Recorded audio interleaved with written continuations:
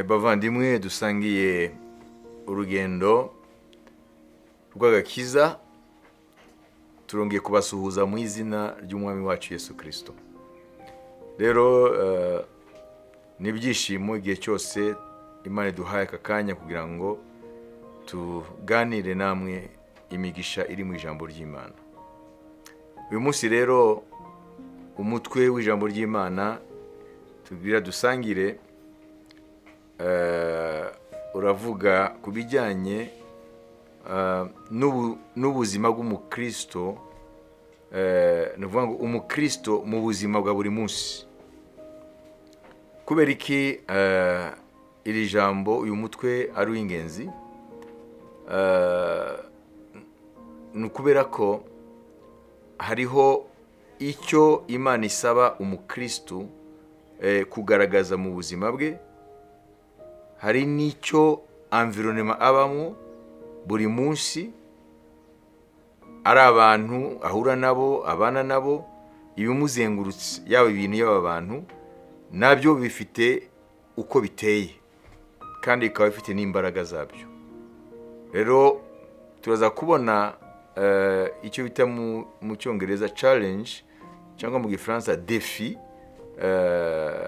mu kinyarwanda navuga ngo ibyo umukristo ahangana nabyo mu buzima buri munsi nk'umukristo, atari nk'umuntu usanzwe mu bandi, ariko ibyo ahangana nabyo nk'umukristo. Kubw'ibyo turaza kureba ibintu bikurikira. Bibiliya tubwira ngo iyo umuntu amaze kuba muri Kristo Yesu, icya mbere Yesu yagereranije umukristo nawe abifata mu buryo bwa metaphore cyangwa ikigereranyo cy'igiti cy'umuzabibu. Igiti cy'umuzabibu, aravuga ngo ni jye muzabibu ukuri, namwe munyizera muri amashami. Ibyo dusoma muri Yohana igice 15. Yohana igice 15 aravuga ngo ndi umuzabibu ukuri, kandi data niwo ni nyirawo uwuhingira. Ishami ryose ryo muri jye ritera imbuto arikuraho, araryanganyaho amahage yaryo ngo rirusheho kwera imbuto. Urumva hano Yesu yigeranya n'umuzabibu, igiti cy'umuzabibu ukuri, kuvuga ngo hari imizabibu yindi itari ukuri. Nufata mu bintu by'agakiza, ibintu bijyanye n'Imana, hari ibindi byitwa ko ari iby'Imana ariko bikaba atari byo. Kuvuga ngo Yesu aravuga ngo ni jyewe muzabibu ukuri, kuvuga ngo hari ibindi byitwa iby'Imana ariko bitari byo. Ibyo rero nibyo yakwita imizabibu itari ukuri. Bishobora kuba ari idini uhagazeho, bishobora kuba ari iby'ubwenge, filozofi uhagazeho, n'ibindi byose biganisha mu by'umwuka. Urabona hari ikintu bita mu gifaransa les spiritualité. Nko muri Aziya hari ibita bya yoga bimaze no gufata isi yose. Hari ibindi les croyances orientales, yoga, zen, cyangwa ibintu by'idini, buddhisme, nubwo batavuga ngo si idini ariko tubifate muri ubwo buryo, buddhisme, hinduisme n'ibindi. Ibyo byose rero bifite abantu babitangije. Buddhisme yatangije na Buddha, Gautama Buddha. Hanyuma hinduisme nayo yaratangiye muri ubwo buryo, nayo ifite abayitangije. Hariho muri Iran Zoroastrisme, nabyo ni ibintu byatangiye noneho abantu bagakurikira witwa Zoroastre. Hanyuma mu Bushinwa hari ibintu by'ubwenge, nabyo bifite abantu benshi cyane abayoboke babikurikira, mu buryo babifata nk'ikintu bashobora kubakaho ubuzima bwabo. Hanyuma mu Bagiriki bafite iby'ubwenge ba Socrate n'abandi. Ni ukuvuga ngo rero hari ibintu byinshi cyane abantu bashobora kubakaho icyizere cyabo, ibyiringiro byabo, ndetse bakabigira ikintu cy'urufatiro mu buzima bwabo. Ibyo byose rero twabyita imizabibu itari ukuri. Rero Yesu aravuga ngo ni jye muzabibu ukuri, data niwe nyirawo, namwe abanyizeye muri amashami y'uwo muzabibu. Rero aravuga rero yuko iyo tumaze kuba ishami ry'ukuri riri ku muzabibu w'ukuri ari we Kristo, murabizi ko amashami agaburirwa ibituma agira ubuzima biturutse mu mizi y'igiti, icyo bita mu gifaransa la sève.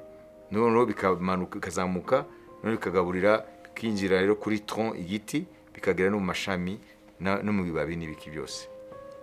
Ni ukuvuga ngo rero muri urwo icyo kigereranyo cyangwa iyo metaphore uhita ubona yuko ishami iyo rivuye ku giti cyayo, urumva ko iyo shami riruma,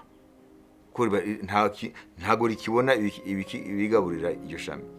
Niko bimeze rero iyo umuntu adafite ubusabane na Yesu by'ukuri, arapfa mu mwuka. Nubwo yagira izina ryo kwitwa umukristo, ariko ubuzima bwa Kristo ntabwo buba buri muri we. Noneho ari ikintu rero dukwiye kumenyana, nicyo rishaka kwibandaho uyu munsi, ni ibyerekeye icyo Imana yitega rero ku mukristo, nuko yera imbuto. Hari imbuto rero Bibiliya ivuga zigaragaza umukristo muzima. Nizo dusoma mu Bagalatiya ibice 5, ko turavuga iby'igiti n'amashami. Ni ukuvuga ngo Bagalatiya 5:22 aravuga ngo ariko rero imbuto z'umwuka nizi: ni urukundo, n'ibyishimo, ni amahoro, ni kwihangana, no kugira neza, n'ingeso nziza, no gukiranuka, no kugwa neza, no kwirinda. Ibimeze bityo nta mategeko abihana. Izi rero zivugwa ko ari imbuto z'umwuka. Ese imbuto z'umwuka ziza gute mu buzima bwa Gikristo? Imbuto z'umwuka, icyambere ukwiye kumenya, igiti ntabwo cyera imbuto kidakuze. Imbuto ni ikimenyetso cy'uko icyo giti cyakuze. Ni ukuvuga ngo rero umukristo atakuze mu mwami ntabwo ashobora kwera imbuto izivugwa hano. Mu bitandukanye n'ingeso nziza za kamere y'abantu bafite muri kamere, izi ni imbuto z'umwuka, ntabwo ari imbuto za kamere. Ni ukuvuga ngo ntushobora kugira izi mbuto utari muri Kristo. Bitandukanye n'ingeso nziza abantu bashobora kuba bagize, imyitwarire myiza n'ibindi, bonne conduite, vie merci, ntabwo ari ibyo. Hano ni imbuto z'umwuka. Ni umwuka wa Kristo mu mukristo, agaragaza ko uwo muntu koko Kristo amaze kuba forme muri we, amaze kubakwa muri we, amaze gukura muri we, aragenda akura muri stature ya Yesu Kristo. Rero imbuto ntabwo ari impano, ndaza kubisobanura. Imbuto ziza kubera ubukure bw'umuntu mu gakiza. Ni ukuvuga ngo nimba rero udafite ubukure mu gakiza, izi mbuto ntabwo zizagaragara. Kugira ngo rero ube umukristo ukuze mu gakiza, biva ku bintu bikurikira.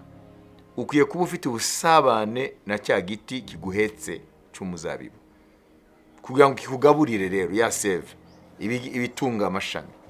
Ukwiye kuba ufite ubusabane na Yesu Kristo budakuka bwa buri munsi, binyuze mu nzira, mu masengesho ya buri munsi, ndetse no kwiga ijambo ry'Imana, no kuritekerezaho, no gusaba Imana ngo iriguhe kugira ngo urishire mu bikorwa. Ibyo nibyo bituma rero Yesu abona uburyo mu mwuka wera kugaburira mu buryo bw'umwuka. Hanyuma za mbuto ntabwo ari eforo yawe ukora, ntabwo ari imbaraga za kimuntu, ahubwo usanga izo mbuto zigaragara mu buzima bwawe n'abantu bakazibona.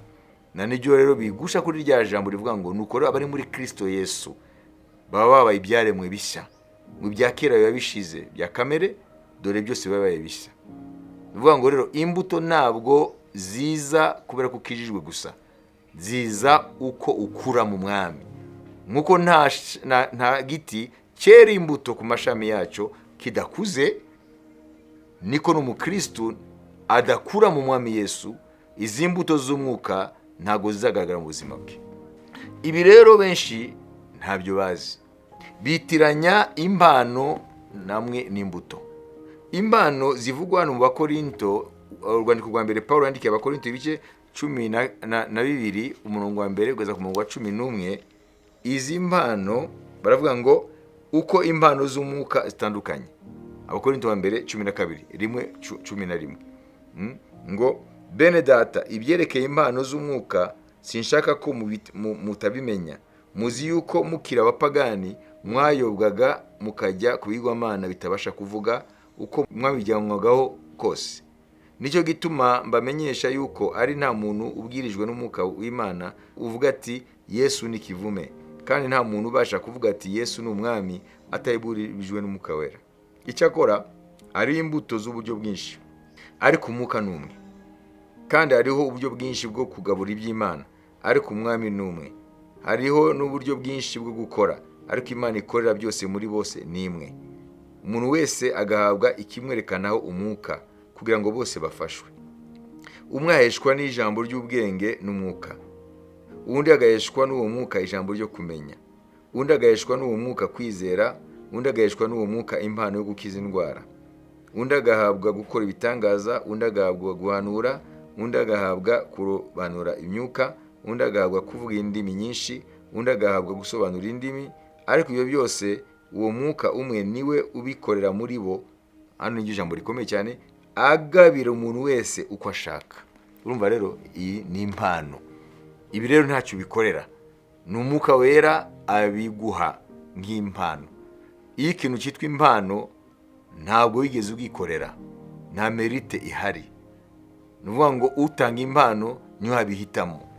Ni ukuvuga rero ubuzima bwacu bwa gikristo ntabwo buhagaze ku mpano, kuko abantu benshi baribeshya bagashyira abantu mu byiciro bitwakoze Imana ngo bakurikije impano.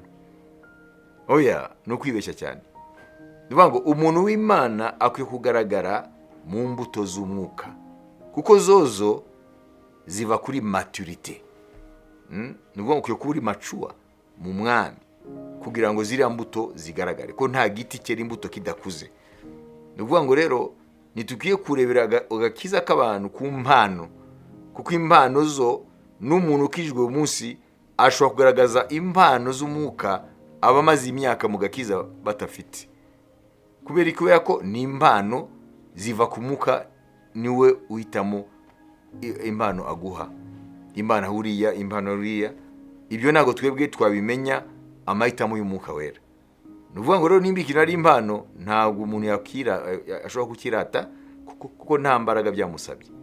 Rero ubukristo bwacu rero nibwo buhamya Imana idutezeho kugira ngo isi imenye Kristo, nuko dukura mu mwami. Kandi gukura kwacu ingaruka yabyo ni imbuto z'umwuka rero zivugwa mu Galatiya ibice 5 umurongo wa 22. Rero icyo ni cyambere nashaka kuvuga. Icya kabiri ni iki rero, ibyo nibyo bikwiye kuba mu buzima bw'umukristo. Ariko rero umukristo akaba ari muri environnement, tuyirebe nayo uko Imana ivuga iyi si tuzaturimo buri munsi uko izaba imeze. Tubisoma mu rwandiko rwa 2 Paulo yandikiye Timoteyo igice 3 ku murongo wa 1 kugeza ku murongo wa 5.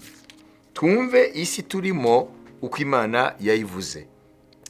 Umenye yuko mu minsi y'imperuka hazaba ibihe birushya, kuko abantu bazaba bikunda, bakunda impiya, birarira, bibona, batukana, batumvira ababyeyi babo, indashima, batarabera, badakunda n'ababo, batuzura, babesherana, batirinda, bagira urugomo, badakunda ibyiza, bagambana, ibyigenge, bikakaza, bakunda ibanezeza aho gukunda Imana, bafite ishusho yo kwera ariko bahakana imbaraga zako. Abameze batyo ujye ubatera umugongo. Nufata rero ishusho Imana yahishuye binyuze muri Paulo hashize hafi imyaka 2000, urabona ko niyo shusho koko isi ya none turimo ifite. None nuyitegeza neza, hanyuma ugakompara ziriya mbuto z'umwuka wera zikiyogaragara mu buzima bw'umukristo, ukazikompara ukazigereranya na biriya bintu bitandukanye bizaranga environnement yacu yo mu gihe cy'iherezo. Isi turimo ubona ko ni ibintu bihabanye n'ijoro n'amanywa. None ni gute umukristo yaba muri environnement nk'iyo, environnement immoral, isi iri mu buhenebere, niyo si turimo, niyo dura nayo buri munsi. Noneho tukaba duhamagariwe kwera imbuto z'umwuka. Urumva rero aho niyo hari intambara y'umukristo. na nicyo nashaka kukwereka. Ibyo bintu bibiri mu gifaransa bita ngo deux situations qui sont aux antipodes, ni ibintu bihabanye, ni extreme ebyiri. Rero uyu munsi rero umukristo rero challenge afite, defi afite, umuhigo afite imbere ye, nuko aba mu isi yuzuye mu ibyo bintu byose bibi, amantivaleur, ibintu by'ubuhenebere, ariko akabibamo afite ishusho igaragaza imbuto z'umwuka wera. Rurumva rero ko ni intambara ikomeye cyane. Ntabwo rero wabishobora kunesha environnement nk'iyo ivugwa muri Timoteyo wa kabiri ibice 3:1 kuza kwa 5, ukayinesha uyibamo buri munsi yose, hanyuma ntufate ishusho yayo, ahubwo wowe ukagaragaramo ziriya mbuto z'umwuka wera, kuko nicyo kinyuranyo cy'ibyo biranga isi turimo.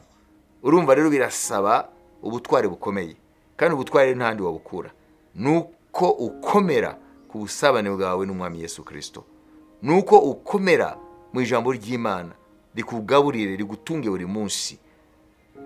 Aho ni ushobora by'ukuri kunesha iyi environnement turimo, uhesha Imana yawe icyubahiro. Ariko turafite ibyiringiro kubera ko waduhamagaye, yaratubwiye aya magambo akurikira, na niyo nsorezaho muri Yohana ibice 16:33.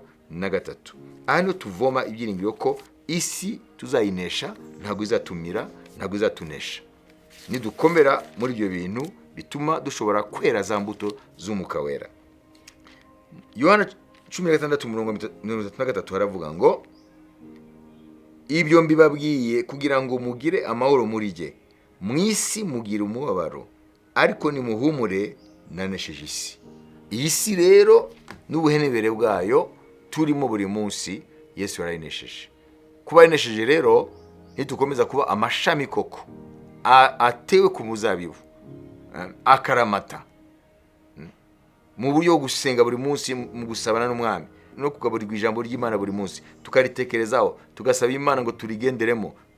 Ibyo tubaye abizerwa ku masengesho adakuka no ku ijambo ry'Imana, tutajonjora ibyo twemera n'ibyo tutemera, nta kabuza uwanesheje isi biratubwira ngo ari muri twe, kandi ngo uri muri twe ni mukuru kuruta uri mu bisi. Imana ishimwe.